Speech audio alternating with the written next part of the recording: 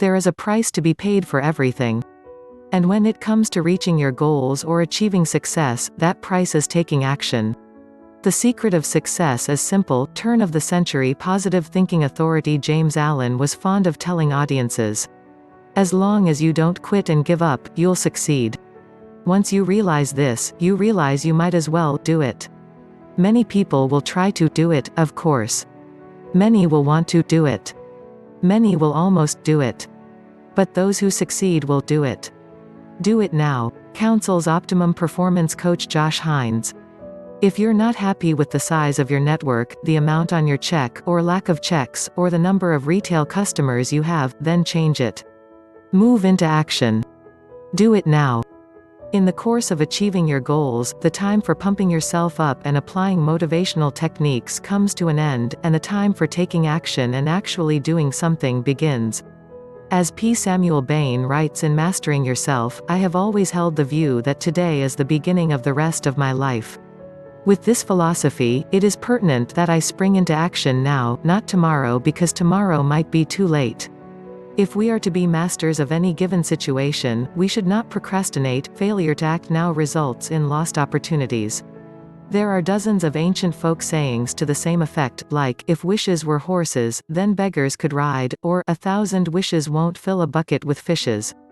Each makes the point that it takes more than wanting to enroll in Alcoholics Anonymous, or to straighten out that golf slice, or to get you that promotion. It requires getting yourself into gear and taking that all-important first, or next, step. In a nutshell, all the principles, techniques, tips, exercises and strategies in all the success-oriented books in the world won't do you a bit of good if you don't rise up off your duff and act on them. As football great Vince Lombardi used to tell the teams he led to victory, if you want something in life, you have to plan for it, prepare for it, and, most important, you have to go for it. Everybody talks a good game. Talk is cheap. But a winner goes out and does something. Multimillionaire entrepreneur John McCormick, author of Self-Made in America, says that the key misconception about taking action is that thinking, feeling, or talking about something long enough will lead to the impulse that will lead to action or forward motion. In other words, if I think about something long enough, eventually I'll get inspired enough to do it. Unfortunately, it doesn't work that way. In fact, it's exactly the opposite. Thinking and feeling do not produce action. Action produces thinking and feeling. Once action has begun, it takes over and becomes unconscious, and this leads to an almost higher state of consciousness. Yes, being a doer is a special state of consciousness. Some call it the do-it-now attitude, others being proactive, others being a doer, others the flow state. Michael Jordan dubs it being in fourth gear.